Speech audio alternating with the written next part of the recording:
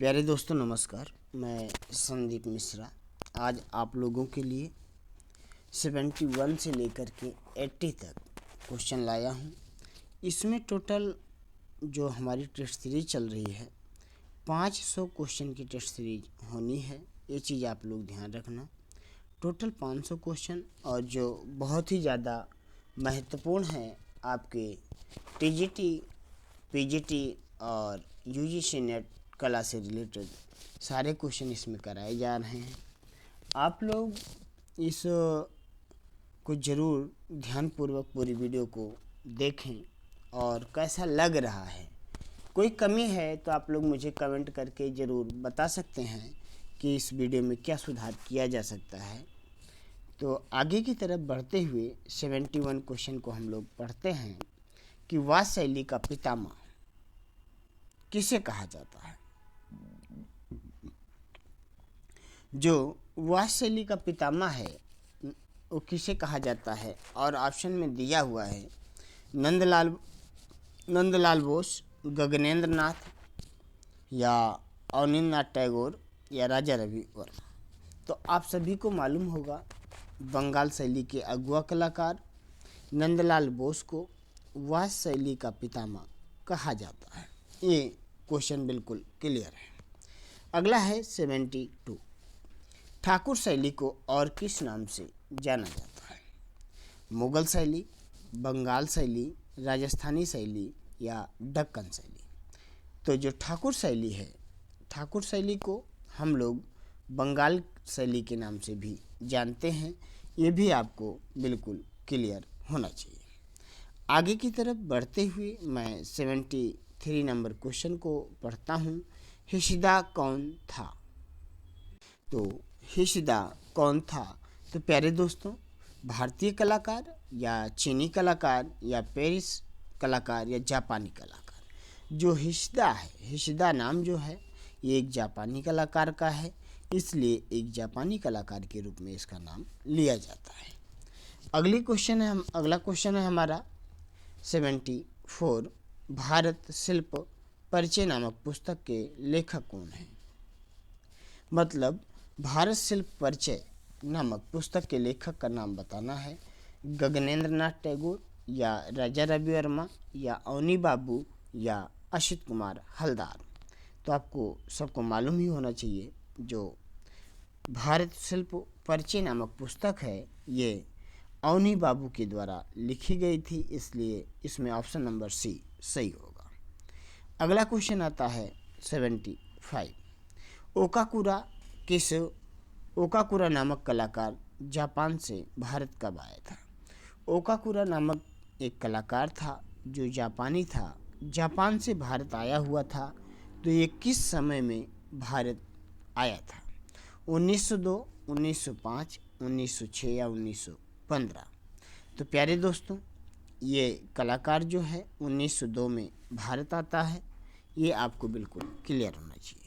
यहाँ पर जो चारों डेट लिखी हुई हैं ये बहुत ही महत्वपूर्ण है। जैसे अवनींद्रनाथ टैगोर के द्वारा 1902 में एक कार्य और किया गया था, शाहजहां का अंतिम समय, मतलब शाहजहां की मृत्यु नामक पेंटिंग को इन्होंने बनाया था। इसके साथ 1905 में भारत माता नामक जो पेंटिंग थी अवनींद्रनाथ टैगोर के द्वारा बनाई गई थी। 1906 में राजा रवि वर्मा की मृत्यु होती है और 1915 में क्या होता है आप लोग ज़रूर मुझे कमेंट करके बताना। बहुत ही महत्वपूर्ण क्वेश्चन ये है। आगे की तरफ बढ़ते हुए हम बात करते हैं 76 नंबर क्वेश्चन की, जो बंगलार वृत्त है नामक ग्रंथ के लेखक कौन हैं।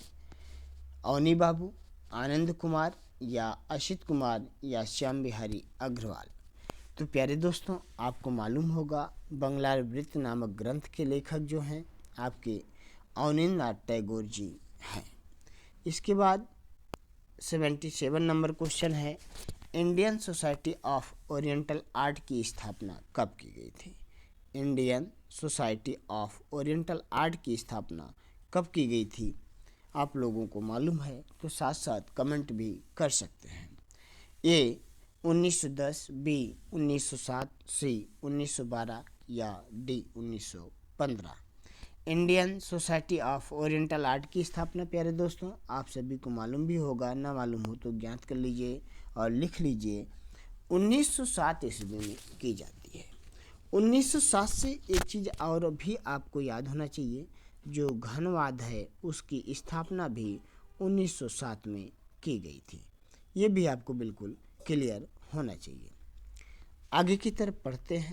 78, कलकत्ता कला विद्यालय की स्थापना कब हुई? जो कलकत्ता कला विद्यालय है उसकी स्थापना कब की गई थी? 1954, 1854 या 2001 या 1919।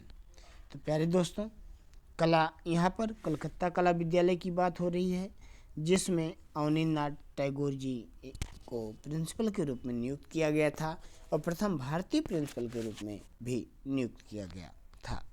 यहाँ पर जो आपका ऑप्शन सही होता है, कलकत्ता कला विद्यालय की बात हो रही है, तो कलकत्ता कला विद्यालय की स्थापना 1854 में होती है। ऑप्शन नंबर बी सही होगा। ये सब चीज़ आप लोग नोट डाउन करना। इससे पहले मद्रास कला विद्यालय की स्थापना हुई थी। मद्रास कला विद्यालय की स्थापना जो है 1850 में हुई थी। आगे की तरफ बढ़ते हुए फिर हम चर्चा करते हैं 79 क्वेश्चन की, जो भारत में वाष्प पद्धति कहाँ से आई थी? जो भारत में वाष्प पद्धति का जन्म हुआ था वो कहाँ से प्रेरित थी? वर्मा, श्रीलंका, पेरिस या जापान? तो प्यारे दोस्तों आप सभी को मालूम होगा, जापानी वाष्प पद्धति से अवनींद्रनाथ जी प्रभावित थे और भारत में वाष्प पद्धति का जो आगमन होता है वो जापान और चाइना से होता है। तो यहाँ पर जो सही होगा वो जापान होता है। जापानी चित्र पद्धति जो है भारत में जापान से वाष्प पद्धति आई हुई थी। आगे की तरफ बढ़ते हुए क्वेश्चन नंबर 80, भारतीय चित्रकला का आधुनिक इतिहास प्रारंभ होता है कहाँ से? जो भारतीय चित्रकला है इसका आधुनिक इतिहास कहाँ से प्रारंभ होता है? मुगल शैली या चीनी शैली, बंगाल शैली या पहाड़ी शैली?